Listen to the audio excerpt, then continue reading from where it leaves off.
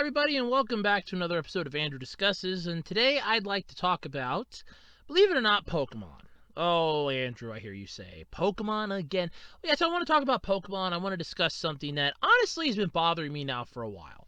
Now, I'm sure a lot of you know Pokemon's turned 25 this year, and let's just all take a moment here to relax about it. I mean, it's been 25 years since those pocket monsters originally invaded our lives and turned society upside down.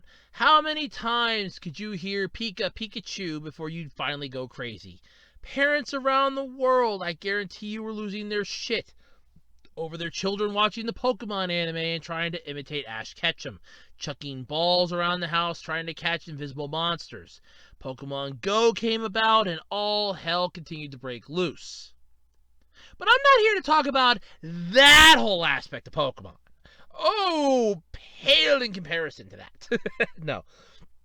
Now, I actually want to talk about two of the, I guess you want to call them antagonists of Pokemon, and that would be Jessie and James, the members of Team Rocket. As those of you should remember, they were in, I think it was episode 2.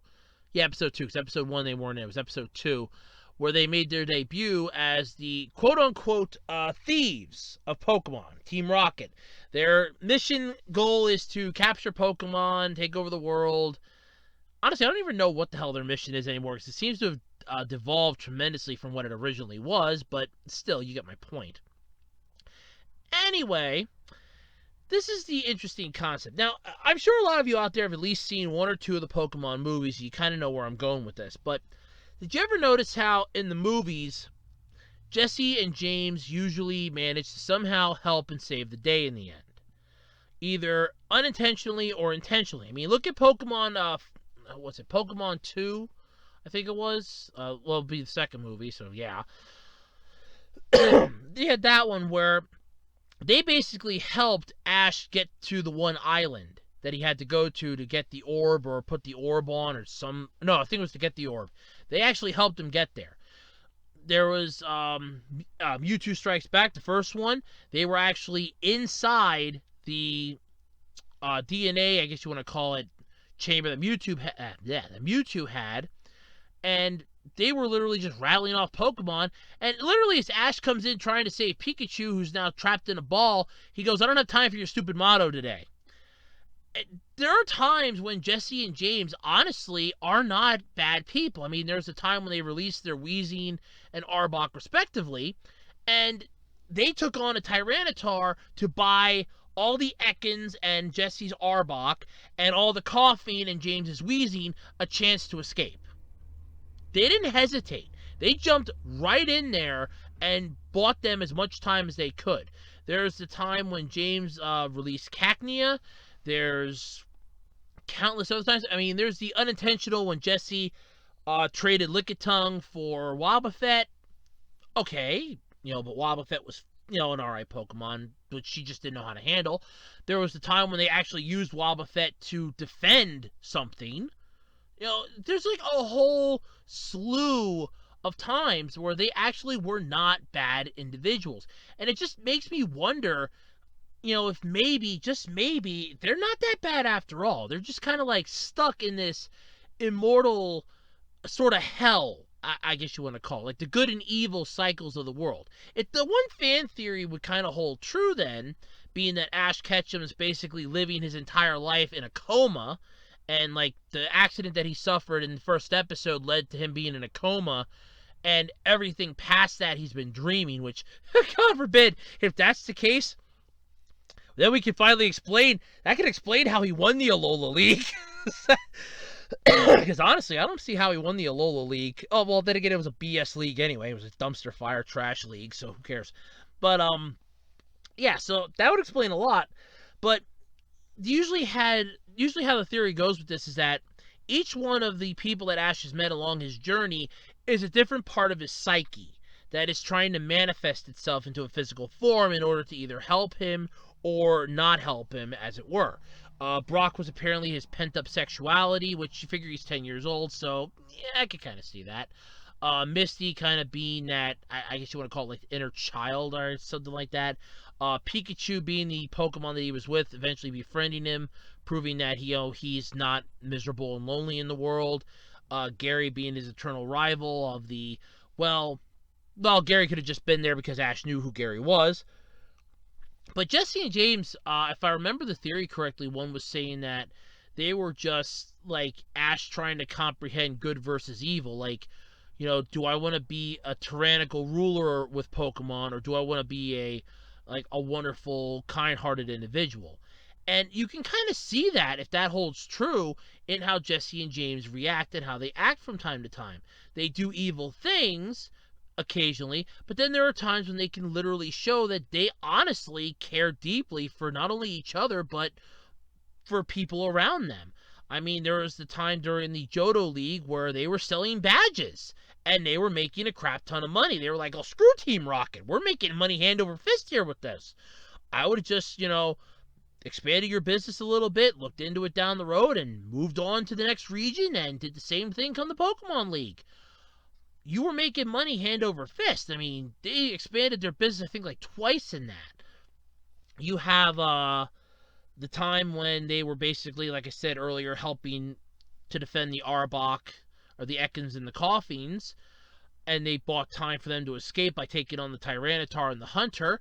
There were times when they would actually help Ash's team out. And there was like countless other times when they just literally put aside their selfishness and actually helped in the long run. I mean, there was an episode with Paris that this one girl wanted to get her Paris to evolve into a Parasect in order to get some of the, I think it was like the poisons or the chemicals that its mushroom on the back of it gets to help make medicine. And Meowth kind of gave, Paris some confidence. They actually managed to do what Ash was trying to do earlier. Of course, Charmeleon fucked the pooch on that one, but they ended up helping to do what Ash was trying to do earlier. And that's the interesting part of this, is that in a way, they actually did what Ash wanted to do, but they did it in their own way. They had Coffee and Ekans, who honestly couldn't save their ass if it came to it, or was it Wheezy and Arbok at that point? Oh hell, I don't even remember anymore. But they basically had them take a dive, which really wasn't that difficult for them to do, to basically, make it that, oh look, you can gain confidence, and that gave the Paris confidence. All of a sudden, it's like, it was really confident that it could take on anything. It could not lose. You had the I think literally like an episode later with the fossilized Pokemon that came to life. They actually were trying to help. I mean, granted, in a stupid, selfish way, but they tried nonetheless. So many times, they actually intervened in a way that they didn't want to. I mean, look at the episode in Diamond and Pearl when Ash took on Paul. And they were basically there to work the monitor on the balloon that keeps track of the Pokemon.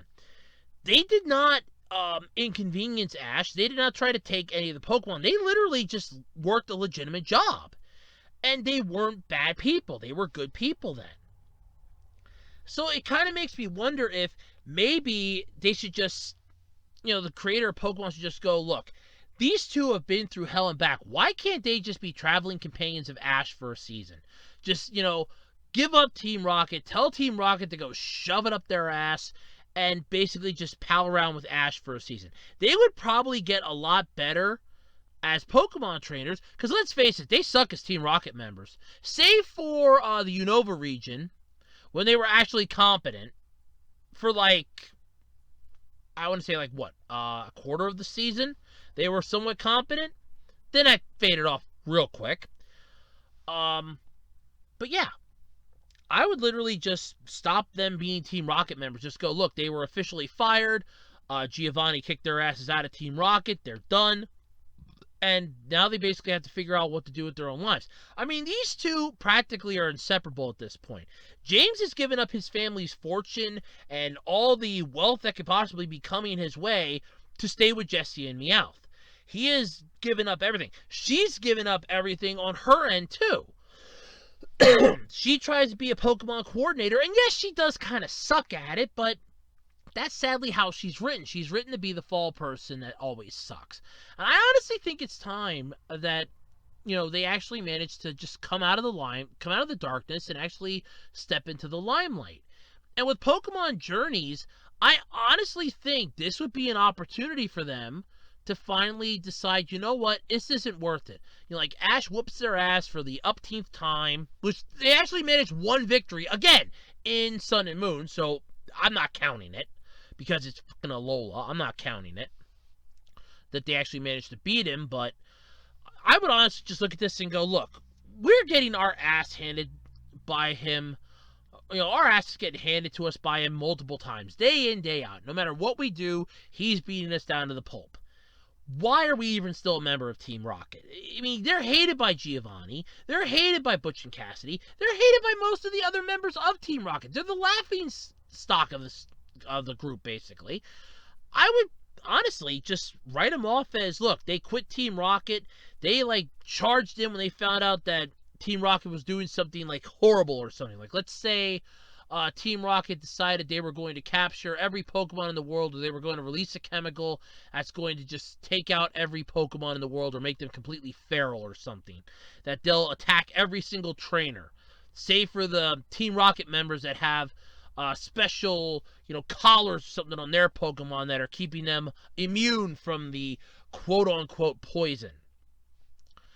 And they catch wind of this, and even they are shaken by their moral ground, no, you know what, this is wrong. We can't stand by this. We can't abide by this.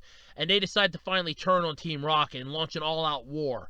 And it just basically ends with them, you figure, okay, they've, gone down in a blaze of glory or something, and you kind of mourn them. But in actuality, they're perfectly fine. They've just, taken out one base of Team Rocket, thrown in their resignation, or faked their deaths, basically. Team Rocket thinks they're gone, and they just pal around with Ash and go for a few dozen episodes or something, where they actually learn how to be better human beings. I mean, Meowth would be massively beneficial to the mainstay team. He'd be able to help them understand Pokemon, to help them communicate with Pokemon a lot better, since he can speak both English and Pokemon. He can actually speak human. I shouldn't say English. He can speak human and Pokemon. It's, a very unique concept. He could be a bridge between the two. That would be a very useful, that'd be a very useful skill to have, especially in a world where you need diplomacy when it comes to Pokemon. He could understand, hey, look, what's their problem? Okay, well, we'll try to work on that. And, I mean, that's something that would get you a very, very high up position in the Pokemon world. Jessie and James could easily be, decent trainers if they actually put some backbone into it. Ash could teach them a thing or two and honestly make them better, and they could become like Pokemon Guardians or something, where they go around and they protect, people in the Pokemon world. I don't know. There's a whole slew of things that they could do instead of being Team Rocket members, and I honestly think it's time for them to stop. Just, give the hell up on Team Rocket. It's not worth it anymore. But it all depends on how we go about this. But it's like every movie, they're no longer the bad guys. They're no longer the villains. Because you always have this big bad in the movie, and it's like, compared to the big bad of the movie, they're basically nothing. So it's like, no, we're not going to stand for this. We're not going to put up with this crap that we're nothing in the eyes of these morons. We're actually going to try our damnedest to take this son of a bitch down. We're going to help. And they usually do. But then, the next, when you get back into the series, and they're right back to being useless again. In the movies, they're extremely useful. They're helpful. They actually do stuff. In the TV series, they're comic relief villains, which honestly, they shouldn't even be villains anymore. I mean, let's face it. There's a slew of other more competent villains out there. I mean, you could easily have a United, I want to say the United Pokemon Nations of villains. You could have Team Aqua, Team Magma, Team Galaxy. I think that was the one from Unova. Whatever one was in the Kalos region, the remnants of Team Rocket, or just have Team Rocket in general. I think there was there was I was gonna say I thought there was a second separate one for Johto, but it was Rocket and Johto too. Aqua, Magma were Hoenn. What the hell was Sinnoh? I think Sinnoh was something or other, but have them and just have like this massive like conglomeration of villains, like all the leaders of every single villain faction just came together. It's like, you know what? It's time for us to finally stop dicking around, stop screwing around, stop pussyfooting around on this. We have been screwing up royally left, right, up, down, and sideways since we started. And then just like that, they decide to join forces and go buck wild into this. And now you have Jessie and James, who have basically given up Team Rocket. They faked their own deaths, so Team Rocket thinks they're dead, so they can live normal lives. And they catch wind of this, and they're traveling with Ash, and it's like, well, we kind of have an idea of what they might do, but we're not sure, and actually make them competent for once. I mean, this could be the great... I mean, honest to God, this could be like the series finale of Pokemon. Just have this be the end-all, beat-all finale for Pokemon, where Jessie and James help save the world from complete catastrophe at the hands of every single villain faction. And just like that, they manage to capture them all at the end. And then they just have a nice, normal life.